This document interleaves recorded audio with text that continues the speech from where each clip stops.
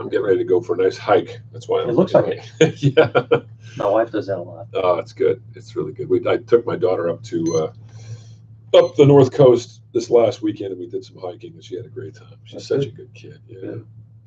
13 years old now. Oh, nice. Yeah, mine are 14 and 12. Oh, sweet age. 3 girls? 3 girls. Oh my gosh, you're surrounded by women. I got to be a good listener. It's tough. Don't try to solve their problems. Just listen. I'm we were just talking about that all the time. Just listen and go, I hear you. Yeah. How does that make you feel? There you go. But don't say, be quiet. Be quiet. I'm going to fix this for you. Oh, no. No, that's the last thing you want to say. You don't want to do that. Okay. All right, let's try this again. Okay, here we go. Okay. Because we are live. All right. Well, welcome. You're listening to Sports Econ 101, the show where we discuss sports topics from a business perspective. I'm your host, Edward Brown, along with my co-host, Bruce McGowan, longtime sports radio personality. Now, today's show is going to be fun because of someone I met at a show called The Money Show. And as we were talking, he said he knew you. Well, we've known Jim Kozimor for a long time. Jim has been in the Bay Area for many years. He also worked in Sacramento. He's done play-by-play. He's been a studio host on television. He's done a little bit of everything, and he's an interesting guy, so I think we're going to have a fun time today. All right, so he's going to join us in the next segment. Just want to remind everybody that today's trivia theme is NFL quarterbacks. I figured NFL is going to be starting here really soon. You heard about Aaron Rodgers signing this huge contract extension? Enormous. It must have just happened. Going to keep him in Green Bay till he's 40 years old. Amazing. Yeah, but then what happens after that? Another 10 years? Yeah. Who knows? Crazy. Wait, did George play till he but George was strictly a kicker, and once in a while he'd come in and throw a pass or two. Yeah. He played till he was 48. Believe it or not, You're going to have a lot of boot to be able to do that. Yeah, he kicked the old straight-ahead style. That's right. Old school, Luke Rosa. Do you remember Tony Franklin? Remember sure. For the Eagles? Sure, he was barefoot. That's right. There were a number of guys that did that, The Gogolak brothers, Oh, that's right, I always used to wonder when he gets on the frozen tundra. I think didn't Garo Yepremian kick that way, too? I'm not sure. No. He was left-footed. He was left-footed, but he kicked the soccer style, Exactly. I got to kick a touchdown. I still remember in the Super Bowl the left-handed pass. It just didn't do it. Okay. This segment of Sports Econ 101 is sponsored by Pacific Private Money, providing mortgage investments that are currently yielding over 7.5% secured by mostly California real estate at less than 60% loan to value. It doesn't get any more conservative than that. You got to check them out at pacificprivatemoney.com. You will not be disappointed. All right, stay with us because when we come back, we're going to have Jim Kozimor with us to talk about what he's doing now with sports ETFs. That'll be very interesting. Don't touch that dial. We're going to be right back. My old boss would say, "What do you mean coming back? We're not going anywhere." You remember Bob Agnew? Agnew would say that. We're not going anywhere. We're not going anywhere. What are you talking about? I'm standing in the producer's room. What are you talking about? We're not going away. Don't send him away. Right, tight, and bright. 30 seconds, in and out. You should look him right in the face, and we'll be right back. He got screwed over in that whole Felipe Alou fiasco. I was right in the middle of that thing. Oh, that's right. He got screwed too. Yeah, he did. That was a fiasco from the start. I mean, I was told. Agnew told me, Larry's going to stir it up tonight. I want you to get Felipe to talk about it before the game. I said, I don't think that's such a good idea. No, ask him a question. If you heard Larry's show last night, we're going to get the fireworks. They're going to go off. I said, Bob, I don't know if that's such a good idea. Just do it. Do it. So he was that way. And then I sent the tape back to him. He goes, we're not using the tape. And by the way, Larry's been suspended. You're filling in for him. Wow. And then the whole thing had died down. Then Tony Ryan played the church lady thing on Monday, and that just ended it. Where did Bob end up going? He went to Las Vegas for a while, down to Southern California for a while. It's the last I saw. Yeah, for about 4 or 5 stations. Now he's retired, and he's enjoying life. Where does he live? I think he lives here in the Bay Area. I think. Yeah, he's doing okay. He needed to get out of the business. He was on his way to a fast track to a heart attack. That industry will do that too. Especially in that position. Okay, you guys ready? Yes. All right, here we go. Well, welcome back to Sports Econ 101. Again, I'm Edward Brown, your host, along with Bruce McGowan. Bruce, who's in the studio with us? Very talented young man by the name of Jim Kozimor, and I say young because he is considerably younger than me.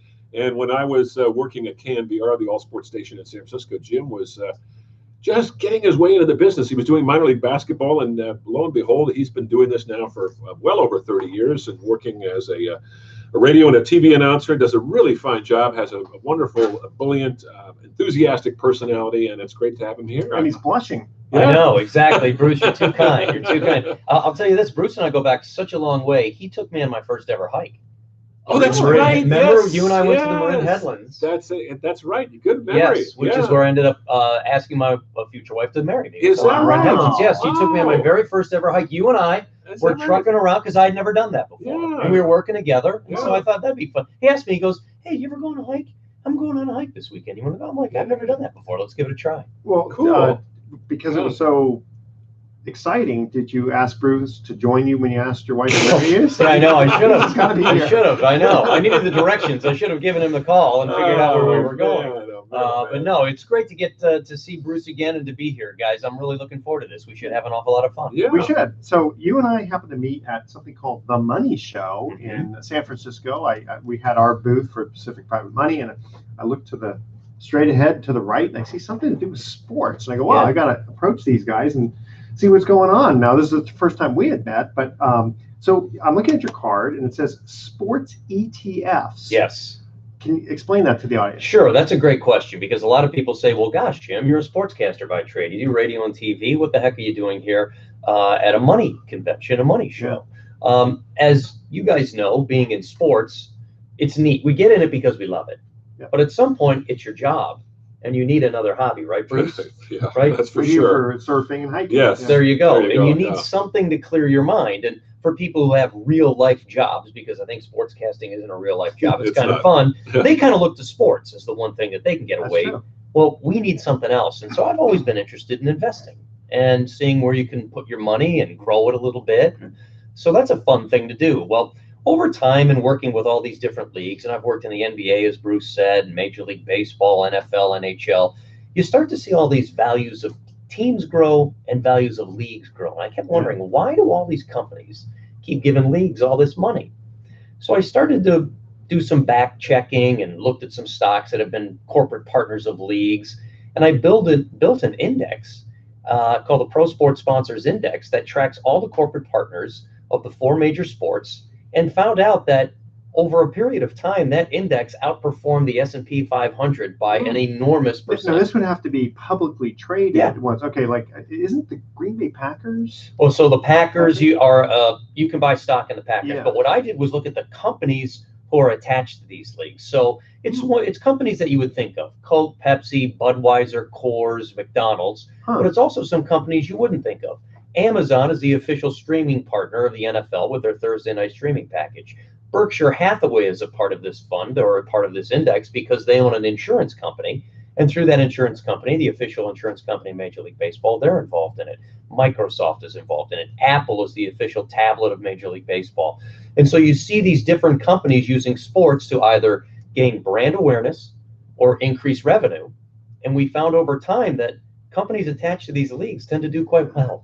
So question for you as an investor. Sure. How much of the sports part has to do with, like, let's say Coke, for example. I mean, you always see them on sports, various, but you also see them in the movie theater, which has nothing to do with sports per se. So how do you tie in specifically the sports part? I mean, you know what I mean? It's like, how much of the revenue could you attribute to sports? And that's the tough part of it, because in all of their financial documentation, they don't break down, here's what we do in entertainment. Now, entertainment, here's what we do in movie theaters, here's what we do in sporting events.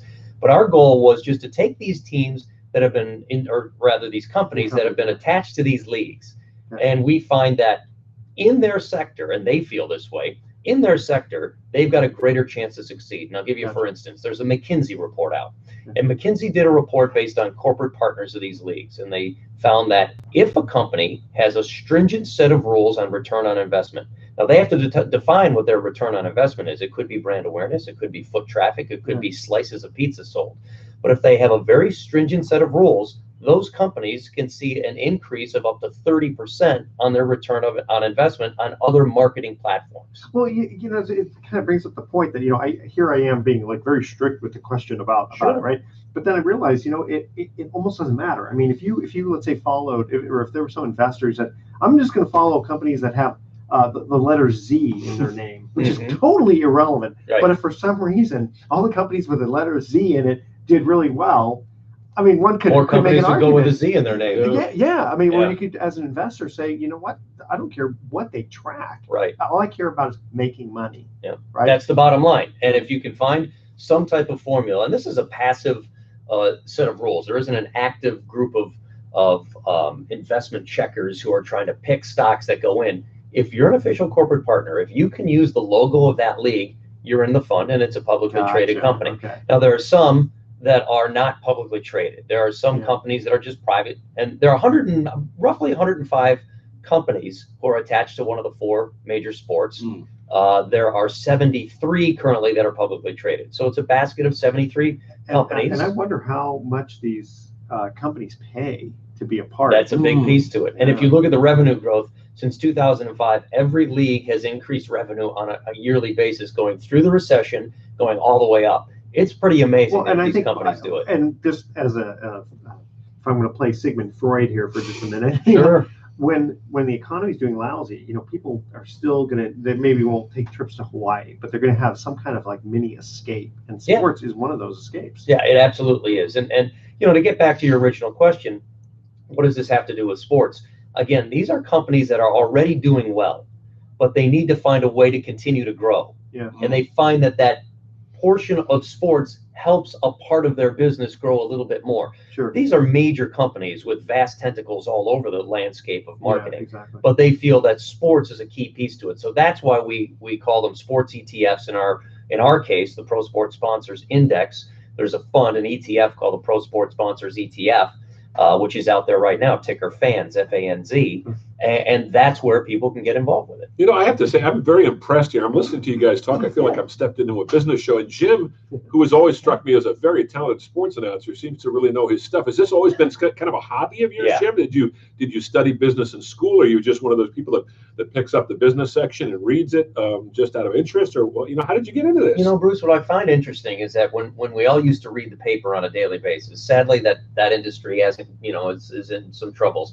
But when we got the paper every day, maybe the last section I read was the sports section. Really? I found it interesting to see what else was going on in the world, and I like to see what's happening on the business front. Now, I'm very blessed in that my late father, Andy, he was an investor with, he worked for Toys R Us at a time when it was growing, and then he learned more about the market, and he taught me about it, saying that when you start young, don't be wild and free. Don't start throwing your money pie in the sky at things. But if you're smart and you learn fundamentals and you learn about investing and you do something simple, at the time mutual funds were big. Now ETFs are the thing to go with. Which we're going to explain in the next segment, because when we're going to cut to a break. Yes. We come back. I want to ask you certain questions about how long you can do it. How long has sports ETFs been around? Sure. And if there's a rate of return that you can share with us. Absolutely. Okay. All right, so we're going to ask our first trivia question on NFL quarterbacks. And Jim, I forgot to mention to you that if you know the answer to this, don't say it. Okay. Until we get back from break. I'm talking to a guy he's been. He knows the drill. Okay. First trivia question: who was the first quarterback to be sacked 50 times in one season? Ooh, that's a dubious one. I can tell you I don't know the answer. I was going to say, you thought I was going to ask all these easy questions who was number 19 for the Baltimore Colts? 50 times. 50 times in one season. My God. Holy moly. And I'm trying to remember back then if they only had 14 games instead of 16. Okay, so this is back. We're talking about the 70s. Yeah, I would think it would be in the 70s. Yeah. Right. That's how I that was a quarterback. 14-game season. Yeah. Back. Yeah. That's even more pain. Pre-1978. Exactly. Because 78 is when they expanded. 78 was it? Okay. Yeah. You will definitely know this quarterback. Okay. All right. He probably walks with a limp now. Yeah. All that time. They probably had a couple of hips replaced and a knee replaced. Yeah. Okay, don't touch that dial. Sports Econ 101 will be right back. I was going to say Vinny Testaverde, but I remember he just took a fearful beating. Oh, his he first did. couple of years. Yeah. Yeah. But he was in the 80s. He was a tough dude, though. Yeah. God, he was good. He was good. He was really good in college. Yeah. This could be interesting to see if the Niners can keep the heat off of Jimmy Garoppolo, because I really like this kid. Me too.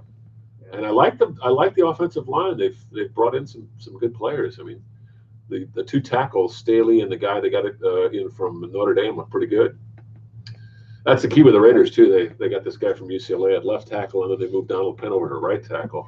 I was a little surprised by that. Yeah, well, rookie on the left side. Yeah, that does kind of surprise me, but I guess it shows that Penn is just, with that foot problem, and he's having some tough times adjusting to that. But yeah, I mean, the Raiders' strength has been their offensive line. They got Hudson, they got the Kelechi Oseleme. Yep. That's a good offensive line. Remember the offensive line for the Vikings when Fran Tarkenton played, because he had to scramble all the time. Mick Tinglehawk. Remember, he was their center.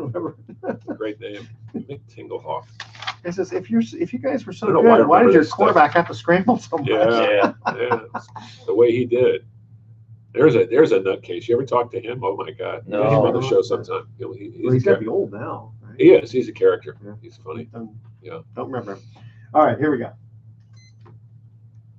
Well, welcome back to Sports Econ 101. Edward Brown here, along with Bruce McGowan. First trivia question: talking NFL quarterbacks. Who was the first quarterback to be sacked 50 times in one season? And you were saying pre-1978, pre-16. I remember him. I remember this guy in the 70s. I just remember Vinny Testaverde. That was later. Got the heck beat out of him. And it's funny because this team was not that bad in the 70s that I remember. Huh. I mean, they were okay. They made the playoffs a couple times? No, I don't remember doing that. Oh, okay. But he's a fairly well-known name, huh? For guys like us, yes. Okay. Jim, you want to take a stab at that one? Let me ask a question. Does he have a Bay Area connection? Honestly, I don't know. Oh, okay. But I was going to say Bartkowski. Oh, yeah. That would have been a good guess. That would have been a very good guess. That was my guess, yeah. No, but okay. If you think of Thanksgiving. Oh, it's got to be somebody from the Lions or the Lions. Yeah, Greg Landry. Yes, Greg Landry. Number 11, good old number 11. Yeah, I mean he was a good quarterback. Yes, he was. I didn't know he went down 50 times. 50 times. I forgot to write down the year. Wow. But, that's. I wonder how many. How the conversations go in the huddle after you get up. Oh, that must have been brutal. All right, guys. I've had 3 sacks today. Yeah. It's the first quarter. That's enough. Ease up on make sure I don't get that's one of the things offensive linemen will tell you, that their quarterbacks sometimes just read them the riot act, and the last thing you want to do is piss off your quarterback. You do not want to do that. That's true. That's very true. They own the huddle, man, but you can't let that guy get hurt. He'll get right in your nugget. Yeah, definitely. And who's that voice in the studio with us? Well, it is Jim Kozimor. Jim, welcome back. Hey, before we get back into the business thing, I got to ask Jim. Jim has interviewed some interesting people, and it just occurred to me. We were talking off air about Dennis Eckersley and some of the interesting people we've talked to. Who is one of the more interesting people you've interviewed over the years? That's interesting, because we have had a lot of really great people to talk to. Here's the tough part, especially in my day job when I was working over at NBC. I still do some work there, but we used to have a show called Sports Talk Live. And the toughest part was you're confined to a time limit. Yeah. There's like the tyranny of the clock. Yeah. Just like here, when we're doing this show. Yeah. Watch the clock. Yeah, always exactly. Tough, You'd like to be able to get something to chew on it a little bit more. So you always felt you were getting bits and pieces. And just locally, I found it interesting, staying locally in the Northern California area. I found it very interesting to talk to Larry Baer, because he's sports and business. I found it very interesting to talk to Rick Welts. Yeah, Rick Welts of the Warriors. The Warriors, but that's sports and business. Yeah. So that's what gets interesting to me. It's also interesting when I get a chance to talk to, I remember Kevin Durant at his press conference when he became a Golden State Warrior, and I got a chance to sit down for 9-10 minutes with the guy, and it was so introspective, and he was such a thoughtful person. So just in Northern California, those are the names that stand out. But you've got, Steph Curry was fantastic, and Klay Thompson in a different way was fantastic. And so we're pretty blessed here in Northern California to not have great professionals at what they do, but interesting humans as far as getting to know what they are about. I think that's really a joy that we have. It's interesting you bring that up, because I used to do a series of talks at a theater, and we talked for like an hour and a half, and it was great. There was no clock. The crowd was involved. We let them ask questions. And the best guys were always these older guys who had all these wonderful stories to tell. And the stories sort of, as the guys got older, the stories got a little more detailed and a little more, shall we say, they got a little liberal with the details. Little loose with the lips. Yeah. Well, again, it's not, you weren't on the FCC like we are. Yeah, but Fred Biletnikoff was one of those guys. Fred was just, or Vida Blue, Those guys are great, aren't they? Yeah, just real treasures that we've had in Northern California over the years. Very lucky. We live in a very enjoyable climate. Yeah, that's amazing. The Mediterranean climate. There you go. So, Jim, okay, going back to your company called Sports ETFs. Yes. And ETFs, effectively for the average person, is like an index fund? Sure, it's exchange traded fund. That's what an ETF is. It's a lot like a mutual fund, but trades like a stock. So you can buy it throughout the day as the price changes. In a mutual fund, it's something that you buy at the close price of the day. So that's the big difference between the two. But it actually owns shares in a lot of companies. Yes, right? It owns shares within the, we call it the basket of companies that are inside our fund. 73 different companies are in there, and it's equally weighted. So we're not taking Amazon and giving it a greater weight, which would therefore give it, I mean, honestly, you can trick out any fund, exactly, and give that 90% growth, and you have all these other companies that, they're not very big. We feel if you're a corporate partner of one of the leagues, you're on the equal footing. Amazon is as equal to, there we go. Yeah. Let me make sure sorry about that. No, that's okay. That's okay. It's not you, it's the microphone. Microsoft and companies like Amazon are equal to companies like Clorox or any other company that might be involved. And so everything is equally weighted of the 73 companies that are in the FANS ETF. And we have found that it is done quite nicely. And do you have these companies call you up and say, hey, we want to show you why we belong in your fantastic sports ETF? You know what's interesting about, let me see if we might need to make a switch here. Let's switch another mic here. Let's do a little improvisation. Go to the bullpen. There we go. Sorry Go to the bullpen. And then you want to put this, it's kind of, I know that some of these are a little bit crazy. These, it's you got it on correctly, but if it's not working right, then let's go back to this one here. I know. I apologize for this. Is that better? Yeah. There you go. I won't nobody move. I need to bring off the table. I need to bring out my guitar and sing a few songs. Exactly. Fill time. You know what's interesting about putting these this group of companies together is that you'd think all you have to do is go to the website of one of the leagues and you can see who those companies are. But in our research that we've done through combing through all press releases and news stories, there are times when we will call a league and say, can you give us a list of your corporate partners? And they say it's on the website. And we'll point out to them that, well, on your website, company X, Y, and Z are in there. But according to these press releases that are dated this, those companies aren't in your as part of your corporation. Okay, I can appreciate that. But here's even the bigger thing for me as an investor. Sure. It would be so inconvenient for me to, have 73 companies in my little portfolio type of thing. It's a lot better. Right. That's why people buy mutual funds too, is, diversification. And you're pretty much the manager of it, just like a mutual fund. So absolutely. What does your ETF, basically, what do you charge? Sure. Oh, our BIPs are 69 right now, and that is the highest that we will have. And the reason is, this isn't like we can purchase. If you wanted to do an S&P 500 fund, you could buy the information, you hit a button, they send it to you, and you can charge a much lower, percentage. Ours is a hand-done, man and woman power hours that we put together to build this, and we feel as assets start to grow, we'll be able to lower that. How much under management do you have now? Only just under $8 million. We've only been up for a year, so it's very low. $8 million is really small from the standpoint of that kind of a fund, and so if charging less than 70 basis points, that's not a lot of money. It's $56,000. So, yeah. Exactly. Eventually you'll get to maybe a half or 0.3%. Oh yeah. There's no question that as assets continue to grow, we have a future vision of lowering whatever our cost is going to be. And how long has it been around? We started on July 11th, 2017. That's when the ETF That's not bad, itself. $8 million in that small period of time. And what for that 1 year period, what was your rate of return? Our 1 year anniversary, we were 2.5% better than the S&P 500 with a dividend that paid right around 3%. Okay, so you're That's how paying, solid. you Yeah. are paying yeah, because if Coke is paying a distribution, then Right. you guys would be paying. So Exactly. you're paying a 3% dividend. Yes. Or is it? It's a straight out dividend, right? Yes, exactly. Okay. And it pays out once a year. Oh, okay. Yeah. Yeah. That saves on the administrative costs. See, it sounds like Jim has been very practical here. I mean, I've stuck around in broadcasting, and I I've dabbled and done a number of things within it, but I just I should be taking notes here because this sounds like a good idea. You and I've been doing the show for 5+ years. That's why you hang around me. That's go, true. exactly. I'm picking up stuff through osmosis. It's sort of, Yes. yeah, some of it's dripping off, but it's interesting. And the other fun part to this is, and we found that for people who are trying to get into investing, they look at the sports area and they think, well, I'm a fan. I watch these games all the time, and I see these companies all the time.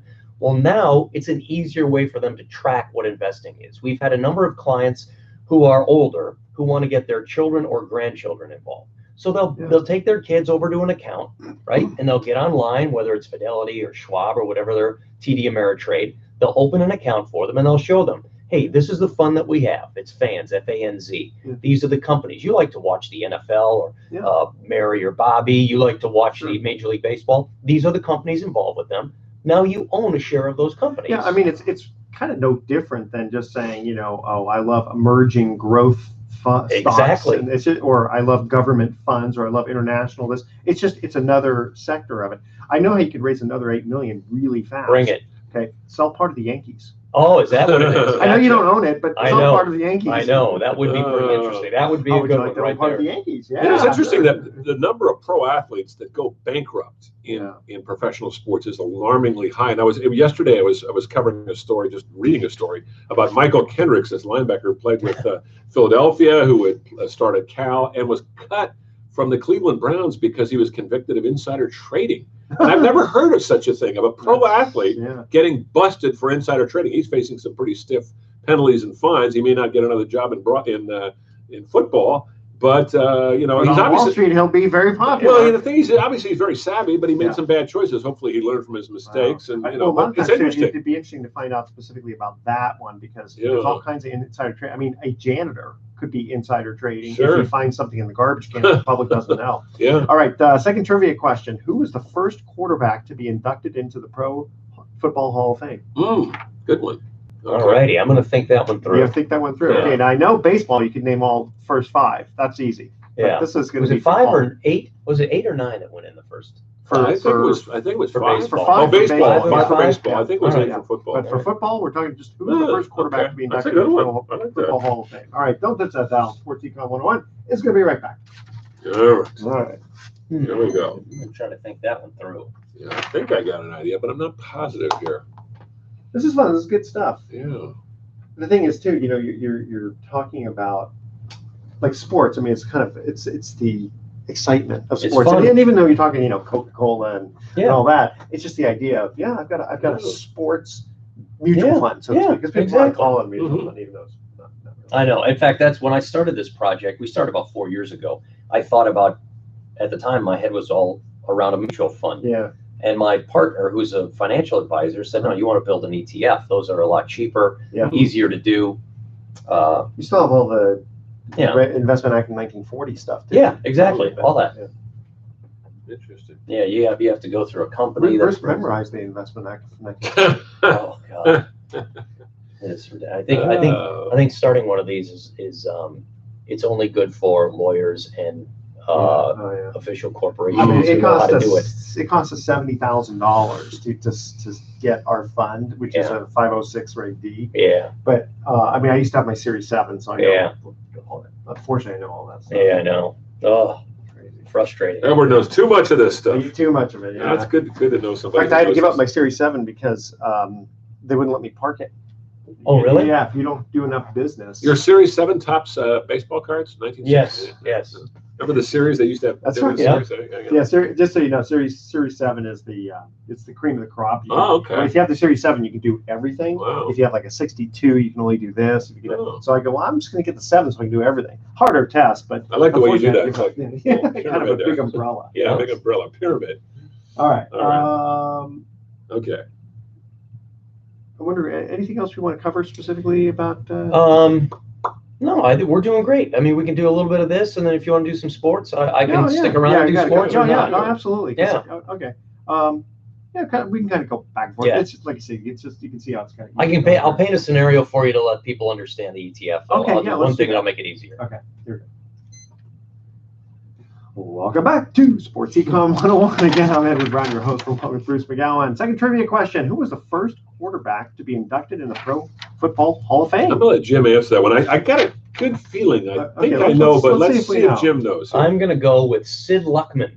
That was the pioneer of the team. That's a good one. I would have said either Sid Luckman or Sammy Baugh. Sammy Baugh. Slinging Sammy Baugh. And I remember the NFL films always used to interview him, and he goes, we're just going to throw that sucker down the field. We also, he was a good time punter. Yeah, that's right. Good knowledge. Yeah, there you go. Yeah. When guys could do that, right? You were a quarterback and a kicker, like George Blanda. Yeah. You could do a lot of different things. Yeah, but Sid Luckman and the Bears beat the Washington Redskins in the 73-0. 73-0 in the 1941 NFL championship. You remember that? I do. I remember the story. Yeah. And my dad used to tell me that story, and he said one of the reasons it was so exaggerated was the year before it had flipped. There was something to do with the Washington Redskins beating the Bears, and either they cheated or they ran it up on them. They ran it up on them. There was something. I can't remember that story. But it was like in retaliation. It was like, we're going to do that. Papa Bear, George Stanley, Ellis, remember that? And he kept running it up on the Redskins, and the rest is history, which is interesting because sports you see how we remember all those things? We're talking about, slinging Sammy Baugh. That's 1930s. I know. And yet you still remember it's 73-0. Sports does something to us. It's interesting. You mentioned George Halas. George Halas, I remember hearing him say that, we were so lucky to win in 1963 because right in the middle of the Packers' great dynasty, the Packers won 5, I think, of 7 NFL titles. And that one year, they had a bad year, a couple of injuries, and the Bears snuck in there. And that was the last great moment for George Halas. And he said, we were so fortunate to win. I thought, hey, that's nice. The guy's at least being humble about it. Yeah. And if I remember correctly, that was probably 2 years before Butkus. I think 65 was when Butkus joined the Bears. I saw Butkus, believe it or not. I saw him playing college at the University of Illinois against Cal. Wow. And man, he's a beast. He still is. Yeah. He's still around. He's got all his faculties. He moves a little slowly, but his mind is still sharp. Do you remember the running back that came in the same year? Sayers? No, Sayers. 65. Boy. Saw him play one time too. Man, what a great player! 6 touchdowns in one game on a muddy day against the 49ers. At old Wrigley Field in the mud. Yep, that's true. Well, that probably helped them a little bit, I would think, because your defensive guys keep sliding because you know where you're going to go. They don't. It's interesting. Jim was mentioning hiking. I remember listening to that game on a transistor radio up on Mount Tam as I'm hiking with my dad. And that's. Why don't you just listen on your cell phone? Right? Yeah, exactly. So going back to your ETFs for a minute, you wanted to make it easier. Well, a couple of things that if you want to try to understand, these companies that might be involved in the ETF. Imagine it's football Sunday. You're sitting there with your son or daughter, and you've got your Nike jersey on. Your kid probably has their Under Armour shoes on. You're wearing Adidas shoes. You might be eating a Pizza Hut pizza. You're drinking a Budweiser. Your kid's drinking a Coke or a Pepsi product.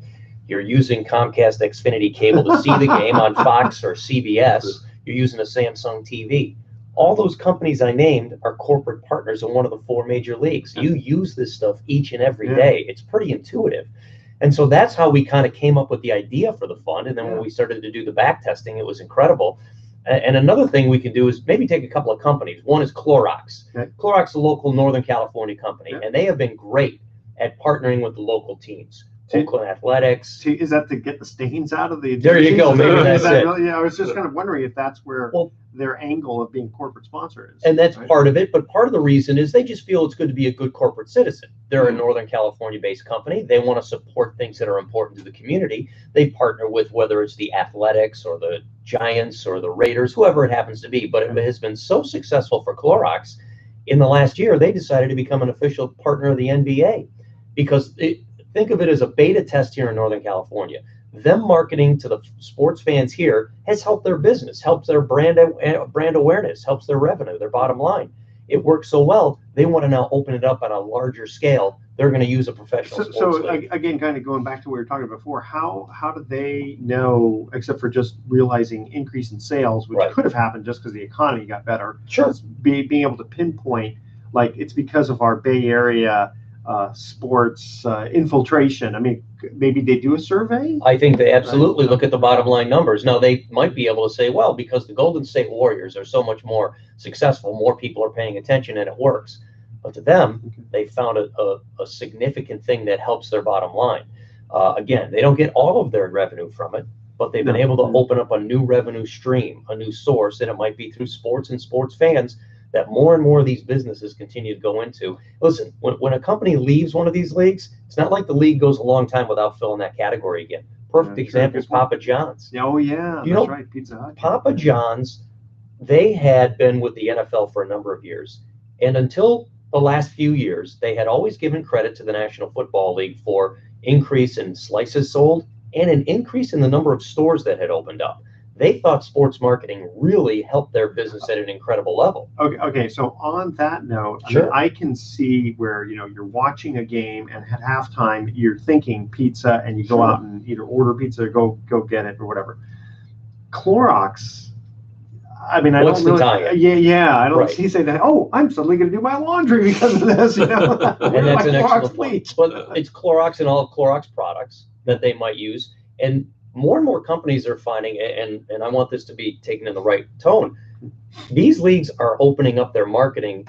It's not just a male-dominated viewing pattern that they have now. They understand more and more women are involved, and women have purchase power. Absolutely. All right? Doesn't mean they're the ones always having to do the laundry, because I think we hope that we've gotten to a point where men are doing laundry too. Listen, even when my wife says go to the store and buy Clorox, it's still her decision. It's her decision. I'm just the errand boy. Yes, exactly. And so that's where they see its importance is being exposed to a different audience, or an audience that they feel is important to them. But getting back to Papa John's, they always talked about their increase in their stock had done really well, and they always gave the credit to the National Football League. So much so, they became the official pizza of Major League Baseball. They thought it was such a fantastic thing to be involved in sports. The only time Papa John's started to see a problem was when they dipped their toe into something that had nothing to do with football and nothing to do with their pizzas. It had to do with something completely different. Boom. And then that's what hurt their business. So being involved with these pro sports is a big thing for these companies, and it helps out. And you pointed out,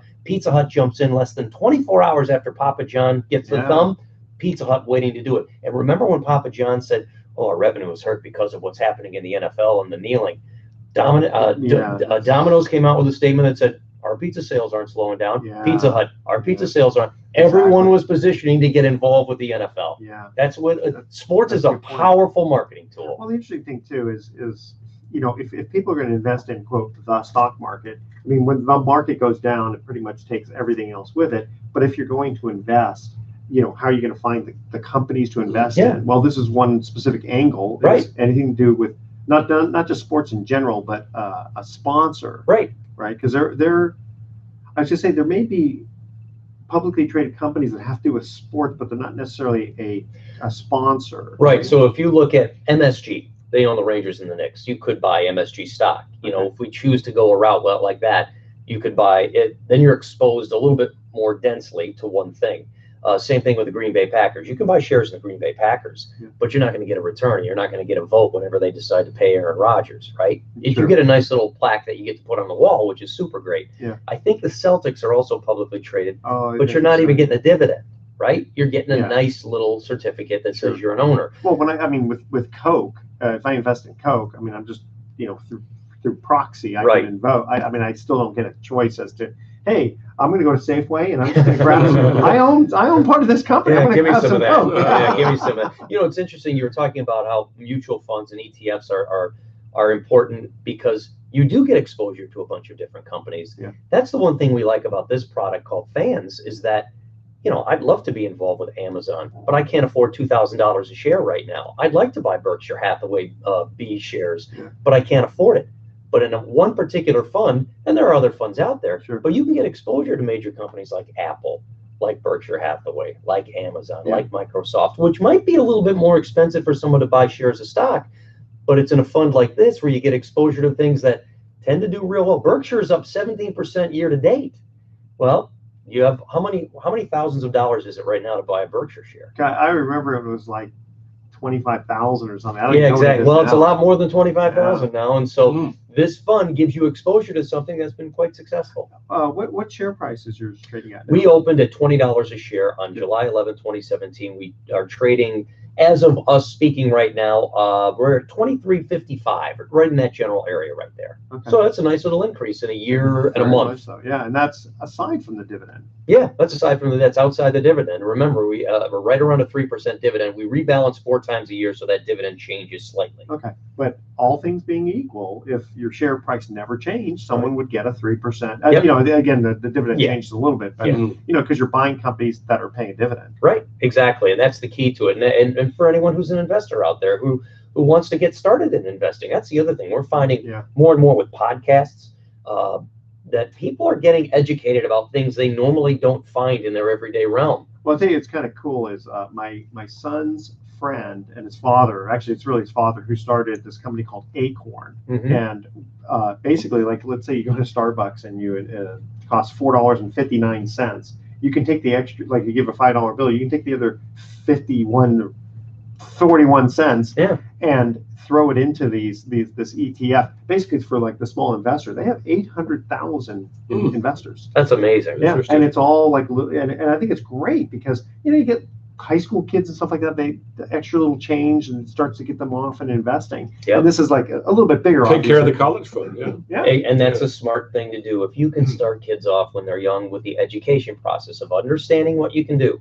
You don't have to start with $1 million to become a multimillionaire. But if you're smart and make wise choices and put a little bit away when you're young, absolutely. Every time you get a paycheck, a little bit away. If you work for a company that has an employee stock purchase plan, get involved with it on whatever level. Well, let me ask you, if you're already traded, I mean, if I buy, I'm just buying from someone who's selling. So how are you raising money? As far as like you're 8 million, you want to get to 10 million, 20 million. More people who buy shares, then the market makers will create a new set of shares. So we have a set. You started with 250,000 shares. Once we're through with that, the market makers will create a new 250,000 shares, and then you'll be able to buy more. Well, I didn't know that's how it worked. Yeah. Interesting. Because you threw a curveball at it. Yeah. Well, I always kind of wondered because it's like when someone talks about let's say IBM, right? Been around forever. They have 100 million shares or whatever shares, and the thing is, when people buy IBM, all they're doing is buying it from someone else who's selling it. They're not giving the money to IBM. Right. But yours is a little different. Yeah, it's a little bit different in the form of ETFs, and I wish my my partner and our company president, Nick Fullerton, was there. He'd be able to give you a real concise answer. Okay. You know what? I've got a nice idea, and I like to talk about investing. He's the guy who understands the nuts and bolts. Okay. Well, and also you have the sports. Yes, exactly. A little bit of sports background. Connection there. Okay, here's our third trivia question. More than 10 quarterbacks have thrown a 99-yard touchdown pass through history. I'm guessing that it wasn't 99 yards in the air. No. That'd be very difficult. In the history of the NFL, who was the first quarterback to do it? And I got to tell you, this obviously goes back a ways. Okay. Oh, it does. Yeah. Long time ago. This is We're talking Sid Luckman's Sammy Ball era? Yeah. Maybe beforehand? Maybe before that? No, I'd say right around that time. Okay. Yeah. All right. Okay, so again, here's our trivia question. More than 10 quarterbacks have thrown 99-yard touchdown pass throughout the history of the NFL. Who was the first quarterback to do it? All right, stay with us. Sports Econ 101 will be right back with some closing comments. See, I didn't say we'll be right back. We're not going anywhere. We haven't gone anywhere. When we continue. When we continue. Yes. That's right. That's what Aggie when we continue. Yeah, that was his big. When we continue. Oh, God. Remember that? Aggie used to drive me crazy. Oh, you know what? The thing about Bob, though, his door was always open. You could always talk to him, and you could always disagree with him. Of course, you wouldn't usually win, but at least he'd listen. Yeah. Unlike Tony Salvador, was like, man, that guy. I remember one time. Bosses can be like that. I remember one time I'm talking to Bob in his office. Tony bangs on the window, and he goes, and I said, what was that all about? He goes, oh, I forgot to bring him his paper. Oh, my God. Yeah. He just would humble him so much. Well, Tony saved his ass when he lost a job in Philadelphia, so he felt compelled to treat him like a, like a dish rag. I just don't understand not Wait, cool. what happened there?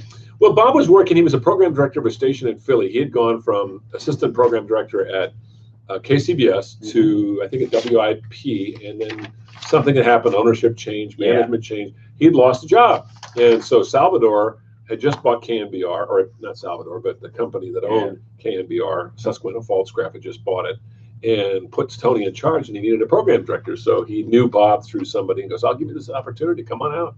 And it saved Bob's career. It was the best thing that ever happened to Bob. But unfortunately, Tony felt because he had given him this opportunity that I can treat you like my, the bottom of my shoe. I don't understand human beings like that.